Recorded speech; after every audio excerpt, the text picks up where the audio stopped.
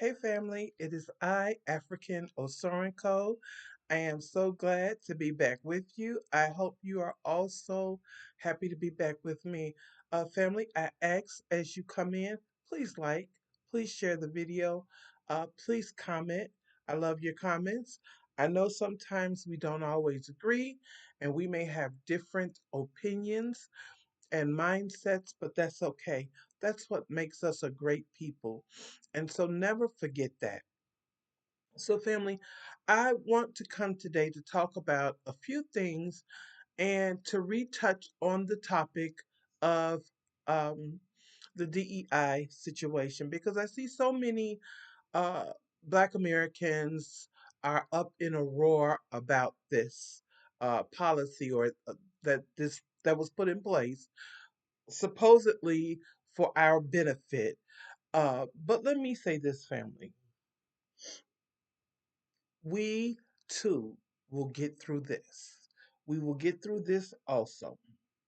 Okay, so family, I'm gonna start off by reading the Copyright Act, okay? Because I have an article that I want to slightly go over a little bit. Under Section 107 of the Copyright Act of 1976, allowance is made for fair use for purposes such as criticism, comment, news reporting, teaching, scholarship, and research. Okay, so this article, family, that I am going to be reading from, just one second. Okay, I'm sorry. So, this article that I am going to be reading from is from an article by NBC. Okay. So, in 2019, a report entitled Being Black in Corporate America, released by global nonprofit profit think tank and advisory Coquille, found that Black professionals were more likely to encounter prejudice and microaggressions than other ethnic groups. They also were less likely than their white counterparts to have access to senior leadership roles and managerial support. While many white women have made gains in American workplaces, the gains for racial and ethnic minority women have not been as significant. Okay? According to a study called the McKinsey study, white women hold nearly 80% of all positions of sweet positions, while racial and ethnic minority women only hold 2%. Overall, white women have benefited disproportionately from corporate DEI efforts, and not just corporate roles, in many other roles, okay? Data reveals that white women occupy more executive level DEI roles compared to other racial groups when analyzing chief diversity officer positions specifically. White candidates held more of the roles. So I want you to see if you can see this, family. Okay, this chart. And if you can see where it says white women, okay? Let me show you the scale. I think it'll be better to show you on the scale sense. Okay, on the chart. So here is one of the charts. Okay. As you can see, white women were at the top. Okay. Next were Hispanic and Latino. That's men and women. Asian was third. Unspecific or unspecified was fourth. American Indians. And at the bottom of the totem pole were Black Americans. Okay. So Black Americans were at the bottom. And this chart says at It says at 2%. Okay, at 2%. So, family, I'm gonna say this. Yes, if DEI and affirmative action had originally originated in the right format, had been created for uh, minorities, as they said it was, but it wasn't, and had benefited more minorities than white women, okay, that would have been, you know, a significant loss. Since it did not benefit minorities in a large scale way, it's not a significant loss. Yes, um, just the fact that this current administration is rolling back so many things that black people thought they worked so hard for or worked so hard for but thought they had accomplished. Yes, it may be disheartening to many black Americans, but let me say this, family. Look, we have always got it out the mud anyway. We have always got it out the mud. We have always built from nothing. We have always built from nothing. Let me say this. My dad, who came from Arkansas, born in the 20s, okay? My dad was born in the 20s, okay? And in Arkansas, and very racist back then, the South. You know what I'm saying? And till still to this day. But my dad, who's no longer here with us, this man, I saw this man every day work three jobs. This man worked two or three jobs, okay, and then eventually managed to open his own stores. Okay, he had two little small, nothing huge, but two stores that obviously probably paid some of the bills, I'm sure, and served his people. Okay, and nobody gave my dad anything. Nobody gave him nothing, uh, and he yet still persevered to accomplish what he wanted to accomplish. And my dad was the type. He was a very strong black man. Okay, and he didn't like working for a specific other group. Okay, he did not. He did not. He wanted to work for himself, and which is what he ultimately was able to do. Bless his heart. So I'm saying that, family, to say this. We have always got it out the mud. We are the reason that America is so great right now because of our ancestors. Because our ancestors died, building up this place. Okay, because it took our ancestors to make America great. Okay, and America will never be great. Okay, it was never great, but as far as a financial superpower, the reason that America became a financial superpower, family, is because of our ancestors. Our ancestors did that.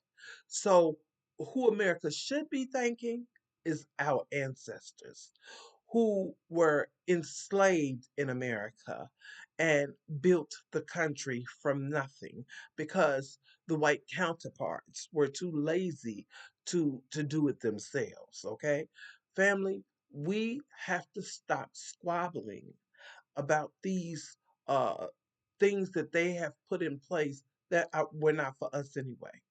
We have to stop stressing. We have to stop worrying. We have to stop, uh, you know, battling with one another. There's some people who are very angry. There's some people who, whatever, and everybody seems like they're just clashing. Family, let it go. Let's start today. See, we come from those people. We come from those people who, despite being uh, put into chattel slavery, were able to build towns, successful towns, prosperous towns, okay? rich towns, despite being ripped from their family members and mistreated, mishandled, despite children being fed to alligators, okay, and used for alligator bait, despite being lynched, okay, despite all of the things that we have experienced, despite being butt broke, despite everything that we have been through as a people, family, we still manage to come up and out and show up and show out. And we can still continue to do this. Look, I'm not going to wait on somebody to give me anything. They don't have to give me nothing. Just get out my way and I'll get it myself. Stop being stuck on what they're not giving us or begging to sit at their table. We don't need their table, okay? We don't need it. In fact, if we leave their table, the legs gonna come off. Is what's going to happen. And they won't even be able to eat at their own table, which is why the Democrats thought, you know, to bring all of those people from south of the border. And look, black people have always been welcoming to everybody, to everybody. It's because of black people marching and boycotting and fighting that we even got the 1964 uh, Civil Rights Act anyway. It's because black people refused to take the buses because they were tired of being discriminated on the buses. Okay? Having to get up after working 10, 12 hours at probably some white woman's house or some white man's facility. And then they have to get up to a white person who probably haven't did any kind of work all day and give their seat to that person. See, unfortunately, what I have learned, and I'm not slighting anybody because it's okay, but when I go into another country, before I go into that country, I want to learn the history of the people.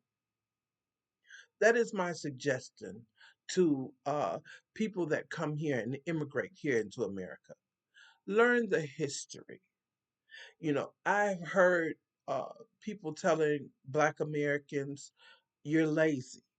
You want a handout." No, Black people don't want a handout. Black Americans don't want a handout. Black Americans want what's rightfully theirs. Leave us alone. You know, this is why they study Black Americans. If you know anything, there are so many studies done on Black Americans. Why? Because uh, they're not understanding how, after all of these years, all of the things that we have put these people through, are they not extinct? Do they still fight? Do they still rise? Think about it, family. When you look at it from where we came from and to what we've accomplished, many civilizations would have died. Many science societies would have been washed out, but not us, because they cannot wash us out, and they will never be able to wash us out. But it is time for us to stand up. We don't need their handouts because they're not giving us a handout anyway. Yeah, they may have gotten rid of DEI and affirmative action, but they're going to continue to use the practices that they were using with DEI and with affirmative action. Even though there was DEI and affirmative action, they were not, uh, you know, giving those positions, many of those positions to Black people. They were not. They were not. It was all a lie. It was all a hoax. As Brother Malcolm X said, we've been bamboozled. We've been tricked. We have been hoodwinked. And now it's time for us to wake up. See, we're going to get it out the mud just like we got it out the mud back then. So, in order to do that, we have to go in with a clear mind and not looking for this government, this administration, these people to give us anything. We don't need them to give us nothing. Just leave us be. Leave us alone and see what we do. See, that's what happened in Black Wall Street. They left them to their own devices. And when they did that, oh, they flourished. And they didn't like to see them flourish like that. So what did they do? They destroyed it. They bombed their own citizens. Family, it is time for us to let go and just go. Because we only have one way to go, and that would be up. Trust in the Most High and know that our day is coming. I may not be here to see it, though I pray I do, but we must stay strong. The way it looks right now, this government will never do what is right by Black Americans. So we can stop asking. They don't want to give us reparations? Well, fine. We'll create our own. They don't want to give us these jobs? Well, fine. We'll create our own. You think because they say that they're going to cut out DEI, which didn't benefit us anyway, and affirmative action, that now we're going to go and start doing the jobs, the black jobs that Trump said was our jobs? No, sir. You keep those jobs for your people because those are the ones that will need to work them. Black people, if you start working with one another, and I'm talking about on a global scene. See, this is what the brother Ibrahim Traore is talking about. This is what other blacks were talking about that are not no longer here anymore. This is what it is that we have to work together. Okay? Uh, we're brothers and we're sisters. And the day that we realize that will be the day that we know we no longer need these people.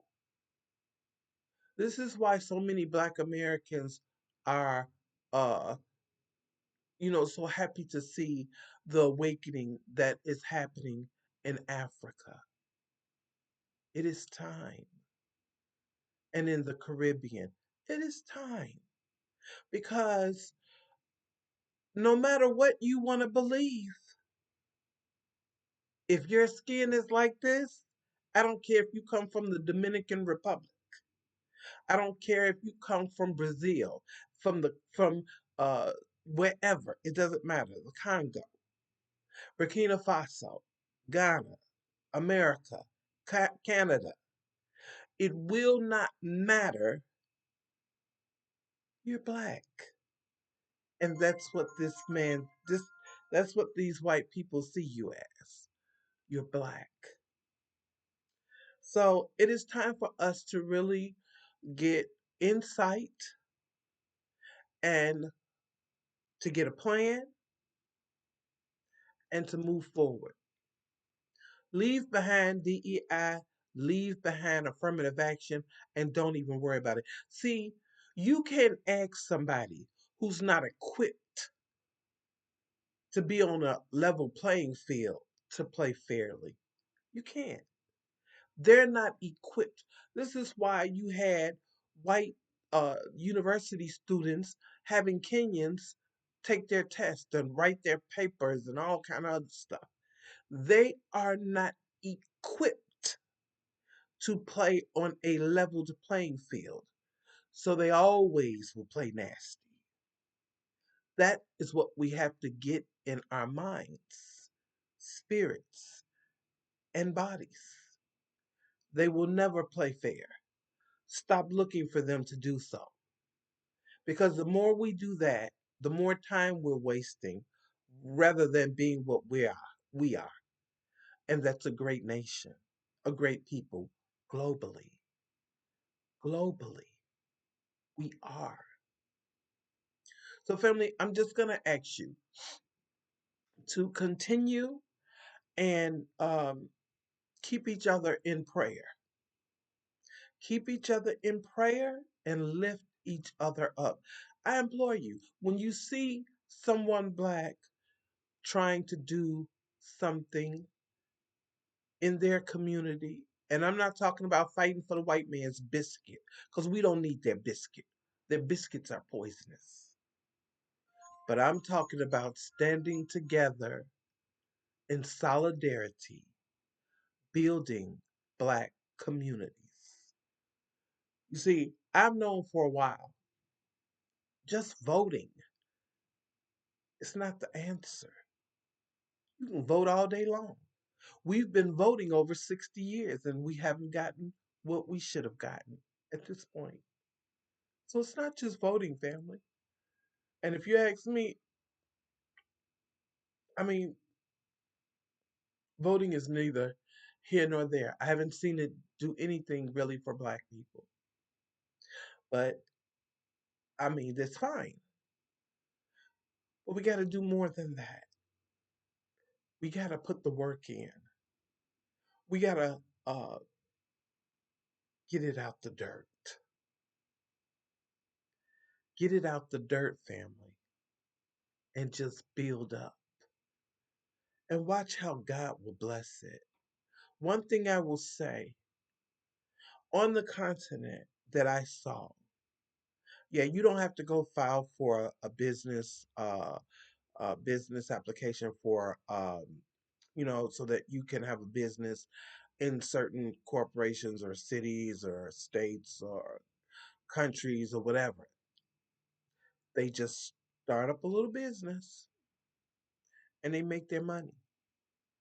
Even if it's small, small, they make their money and they start from there.